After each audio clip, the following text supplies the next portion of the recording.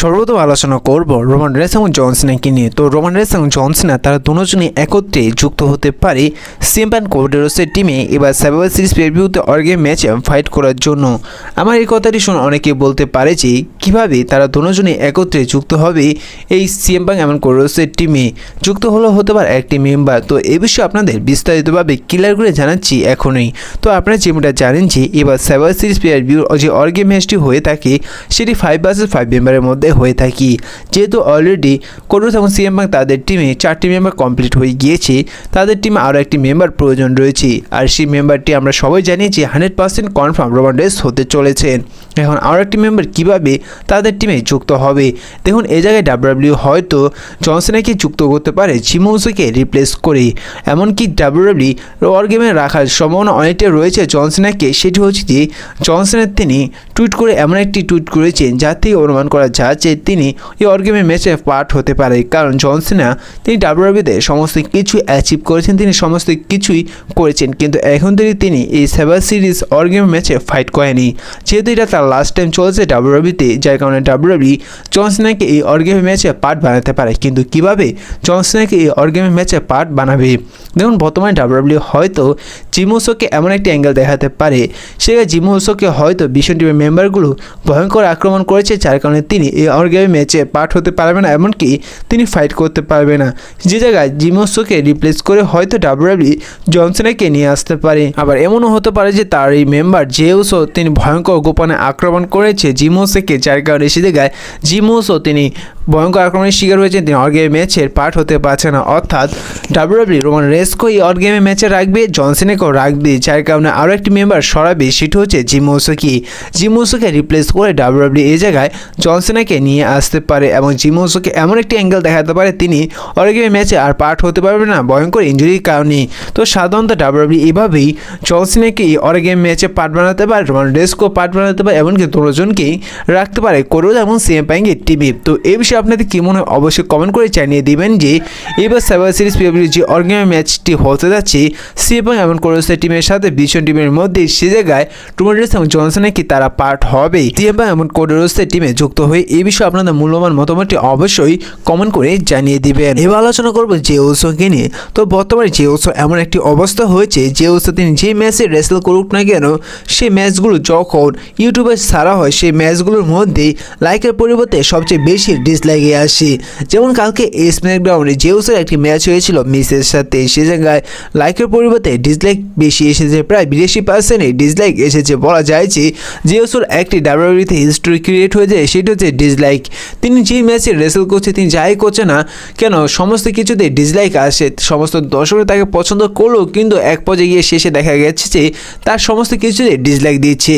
তো এই সমস্ত কিছু যে মিলিয়ে বলা যায় যে ডাব্লিউডাব্লিউ যদি আসলেই জে উসোকে নিয়ে কিছু করতে চায় তাহলে অবশ্যই জে উসোকে হিল টার্ন করাতে হবে, তাছাড়া জে উসো এই ক্যারেক্টারে কখনোই পরিবর্তন আসবে না, এমনকি এই ডিসলাইকের যে কাহিনীটা রয়েছে এই কাহিনীটা কখনো শেষ হবে না। এবার আলোচনা করবো জন সিনাকে নিয়ে। তো জন সিনা তিনি এই সপ্তাহের মানি নাইট রয়ে তিনি লাস্ট মানি নাইট হতে যাচ্ছে তার জন্য, এবং তিনি এই জায়গায় তিনি লাস্ট ম্যাচ রেসেল করতে চলেছেন। তো এই বিষয়ে জন সিনা একটি সোশ্যাল মিডিয়া এখন একটি টুইট করেছেন, এমনকি এইবার জন সিনা তিনি একটি বড় রেকর্ড করতে চলেছেন। তিনি প্রায় 544টি ম্যাচ রেসেল করেছেন মানি নাইট রয়ে, আর এইবার এই সপ্তাহে 545টি ম্যাচ তিনি রেসেল করবেন এই সপ্তাহে মানি নাইট রয়ে। বলা যায় যে একটি জন সিনা মানি নাইট রয়ে বড় একটি রেকর্ড করেছেন, এমনকি এই রেকর্ডটি ইন ফিউচারে কোনো রেসলারই ভাঙতে পারবে না। তো জন সিনা এই রেকর্ডটি আজও কি কেউ ভাঙতে পারবে অবশ্যই কমেন্ট করে জানিয়ে দিবেন। এবার আলোচনা করবো ড্রু ম্যাকইন্টায়ারকে নিয়ে, এমনকি জন সিনাকে নিয়ে। তো এবার জন সিনা যে তিনি এবার অর্গেমের ম্যাচে পার্ট হতে চলেছেন, এক বিষয় বলা যায় যে একদিক থেকে এটা এক পর্যায়ে ডাব্লিউডাব্লিউ কিছুটা এগিয়ে দিয়ে দিয়েছেন, সেটি হচ্ছে ড্রু ম্যাকইন্টায়ার তিনি একটি ছবির দিকে টুইট করে তিনি তার ইঙ্গিত দিয়ে দিয়েছেন। যেমন যখন সিএম পাঙ্ক জন সিনা করে তার একতে একটি ছবি তুলেছেন এবং সেই ছবিটি ঘিরে একটি ড্রাগনের ছবি পোস্ট করেছেন ড্রু ম্যাকইন্টায়ার সেই ছবিটিকে মেনশন করে।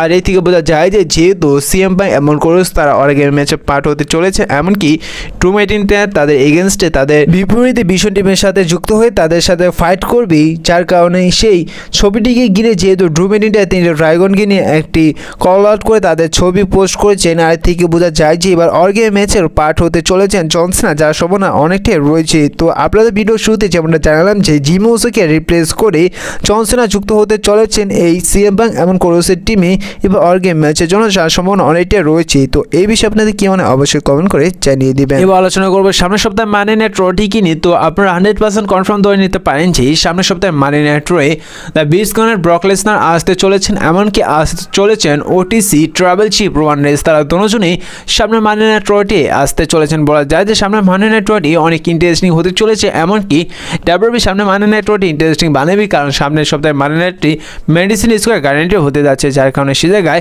অবশ্যই ডাব্লিউডাব্লিউই বড় কিছু করার চেষ্টাও করবে। এবার আলোচনা করবো জিম উসোকে নিয়ে, এমনকি জিম উসোকে নিয়ে। তাহলে কি জিম উসোকে ভয়ঙ্কর আক্রমণ করতে পারে তার ভাই জে উসো? হ্যাঁ, অনেকটি সম্ভাবনা রয়েছে।